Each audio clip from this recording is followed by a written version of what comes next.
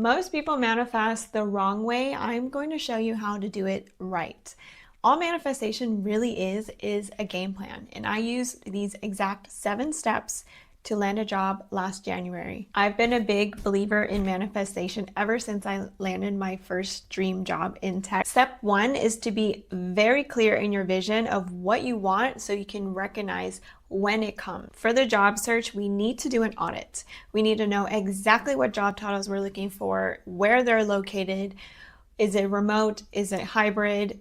What does my ideal role look like? What does my ideal company look like? What does the ideal culture look like at that company? You need to be very, very clear in what it is that you want first. This is very crucial because if you don't know what you're looking for, how is a recruiter supposed to know what you're looking for, or hiring manager?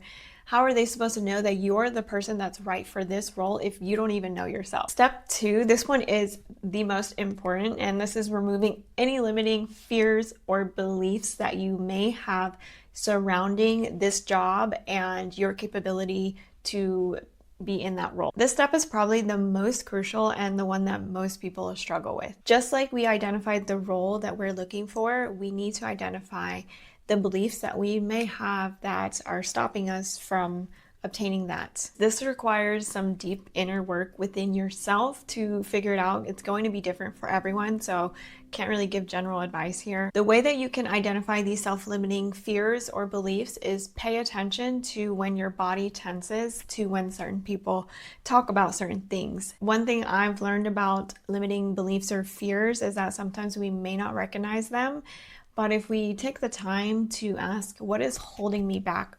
Why do I not feel like I'm capable of this role? Or why haven't I gotten there yet? I had to be very honest with myself and admit that getting laid off and the startup failing all within a year contributed to me feeling like I wasn't good enough. And once I moved past that feeling of it wasn't me that failed, it was a startup that failed. One thing that helps me is meditating. Just close your eyes and think of all the worst things that could happen. And those are probably like, we're all gonna think different things when we think about this question. And what comes to your mind is probably rooted within you. So sitting with yourself and being present and being able to recognize anything that could be holding you back. And I use this little meditation practice where you picture everything as a cloud, and as you breathe out, you're literally like dissipating that cloud. So dissipating that belief or fear that you have within yourself. And that's something that's really helped me, is first acknowledging the feeling, acknowledging that it's real, that I experienced it, that it came from somewhere, and then letting it go. Like, once you've done that, I feel like it's a lot easier to just let it go. And once you let that belief go, you have more space within you to open yourself up to those new opportunities, to believe new things about yourself, to believe that you are capable, that you can do anything that you put your mind to, that as long as you work hard, like, you can show up in that room with those other people. This is a little side tangent, but the other way that you can eliminate fear and belief is to strengthen the opposite. So once you've let go of that belief about yourself, go and do something that will strengthen the opposite belief. Here was a limiting belief that I had, is that I suck at leak code. And I had to let that belief go and rewire it, reframe it to, I might not be the best at leak code right now because I don't practice it. So what I'm gonna go do is I'm gonna go practice leak code every single day.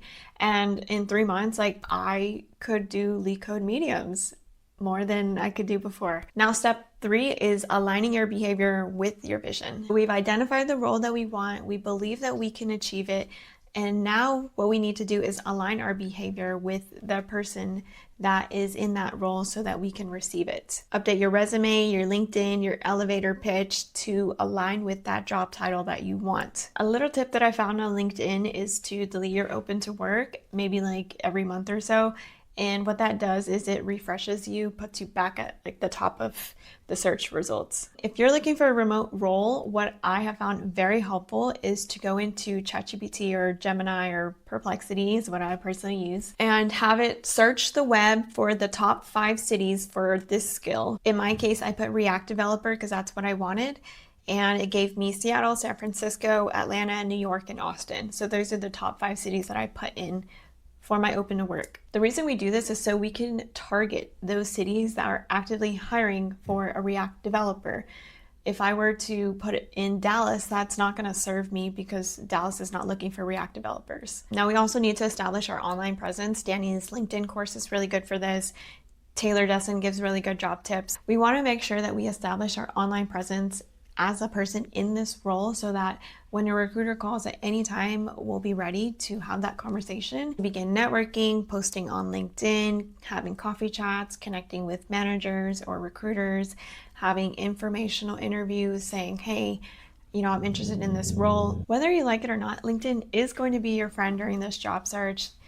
And little tip I found is LinkedIn actually tells you how to optimize your profile. This is more specific to being a software developer or engineer in tech. Another way we're aligning our behavior is to continue building projects, elevating your skill sets, practice coding problems. Whether you like it or not, you're going to be interviewing. So you need to align your behavior as someone who is a master interviewer. Step 4 is to overcome tests from the universe. Rejections are redirection. Everyone says it, but it is just so true.